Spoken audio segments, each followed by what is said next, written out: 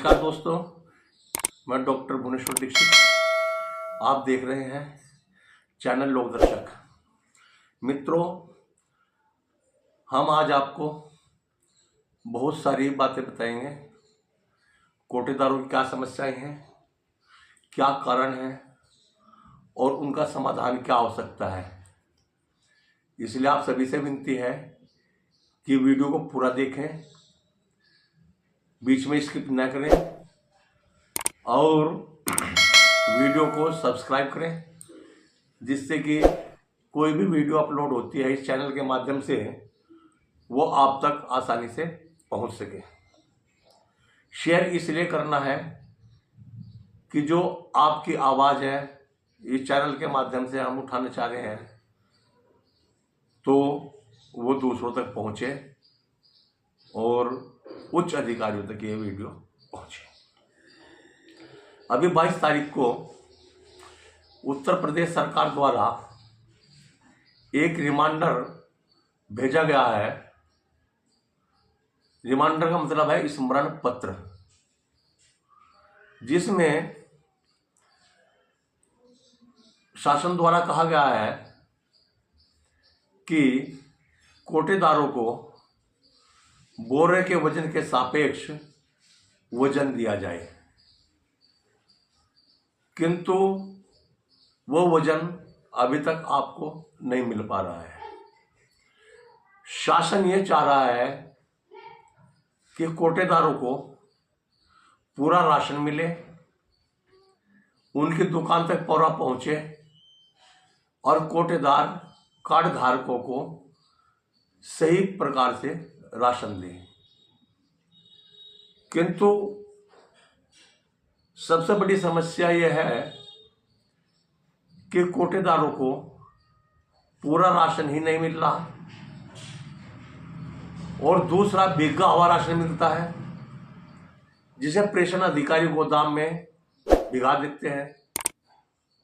जब एक किसान गेहूं खरीदता है और उसके बोरे की भर्ती होती है तो 50 किलो की होती है और राशन विक्रेता तक पहुंचते हुए वो बोरी 52-53 किलो की हो जाती है। तो इसमें स्पष्ट है कि गोदाम पर पानी का छिड़काव करके अथवा ट्रक के ड्राइवर रात को कहीं खड़ा करके ट्रक को उस पर पानी मारते हैं। इसका सीधा नुकसान कोटेदारों को है। तो एक वीडियो अभी वायरल हुई जिसमें ट्रक के अंदर पत्थर रखे हुए थे और इतने पत्थर रखे हुए थे लगभग 2-3 क्विंटल के, जिसका सीधा असर कोटेदारों के खाद्यान्न पर पड़ता है। आप ये वीडियो देखिए। ट्रक में माल आया हुआ है और इस ट्रक में ये पत्थर तुल रहे हैं, जैसा कि आप देख रहे हैं। और ये हरिओम कुमार। दूसरी समस्या कोटेदारों के सामने सबसे बड़ी है कि उनकी मशीन में सर्वर सही नहीं आते, जिस कारण कार्ड धारकों में बहुत असंतोष फैला रहता है। सर्वर डाउन होने का कारण विशेष यह है कि जो आपकी मशीन या कांटे एनएसए से जुड़े हुए हैं वे इसकी ओर विशेष ध्यान नहीं देते। वे खुद ये चाहते हैं कि कोटेदारों में और कार्ड धारकों में झगड़ा हो, जिससे कि उनका ध्यान भटका जा सके। ईपीओएस मशीन से मिलने वाला अतिरिक्त लाभांश की तरफ कोटेदारों का ध्यान न दिया जाए और वे इसकी मांग न कर बैठे। इस प्रकार सर्वर डाउन होने की वजह से कोटेदारों पर कार्ड धारकों का अतिरिक्त भार पड़ता है और कोटे की दुकानों पर झगड़ा होता है, लंबी लंबी भीड़ होती है। इस वीडियो में आप ये देखिए।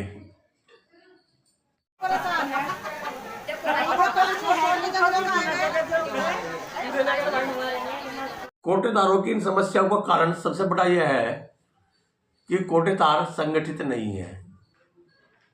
कोटेदारों के अंदर एकजुटता नहीं है, जागरूकता नहीं है, और जो कोटेदार जागरूक बनना चाहते हैं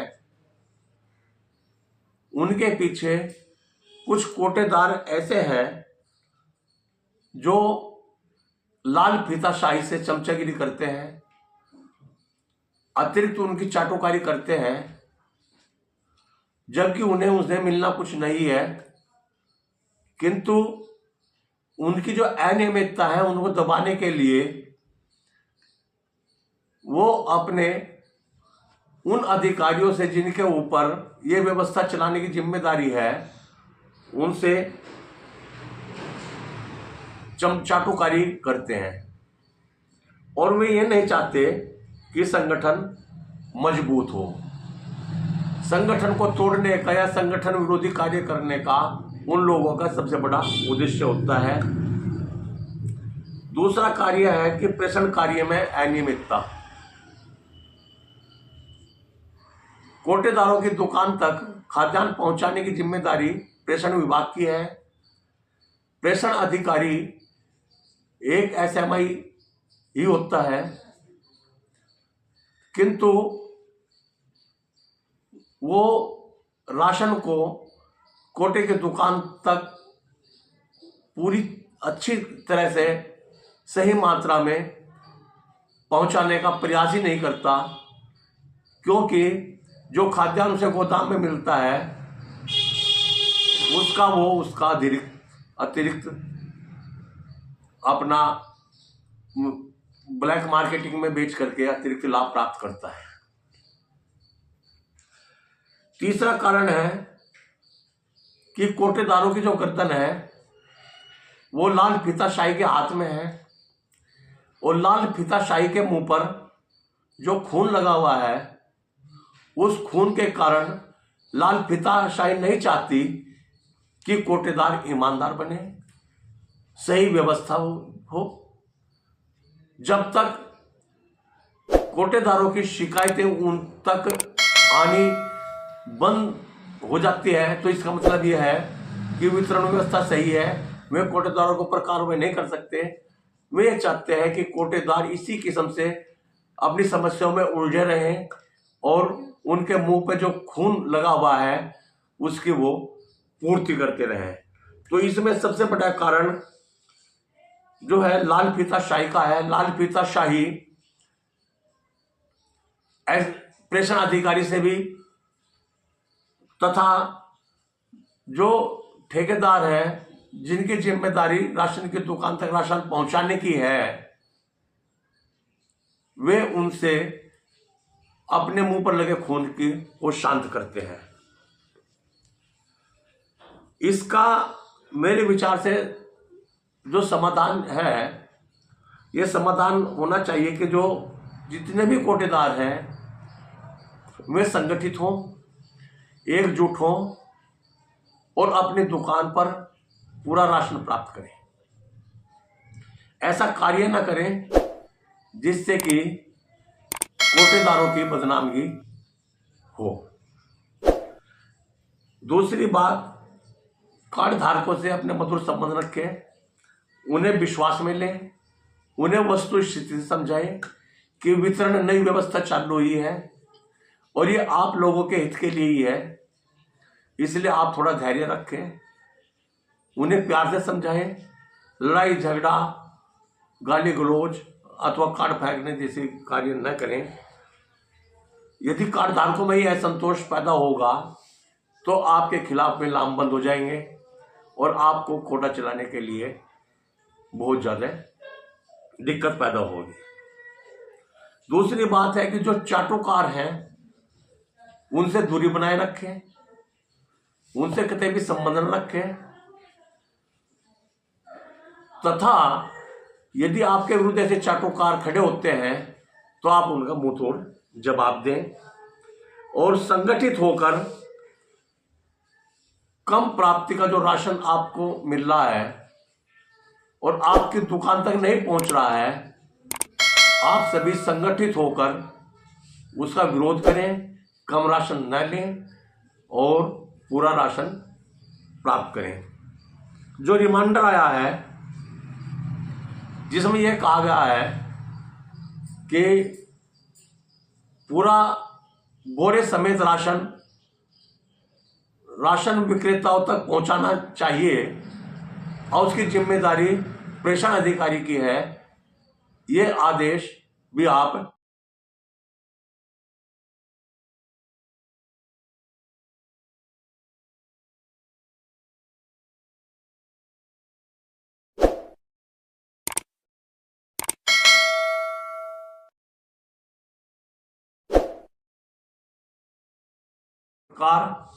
आपको जागरूक होना पड़ेगा अपने अधिकारियों के प्रति, जो आपके अधिकार हैं, संगठित होना पड़ेगा और ऐसे ताकतों का मुंह तोड़ जवाब देना होगा संगठित होकर के, जिससे कि आप अपना जीवन यापन सही प्रकार से कर सके। यदि आपको ये वीडियो अच्छी लगी तो आप इसे लाइक करें, सब्सक्राइब करें और आगे भेजें।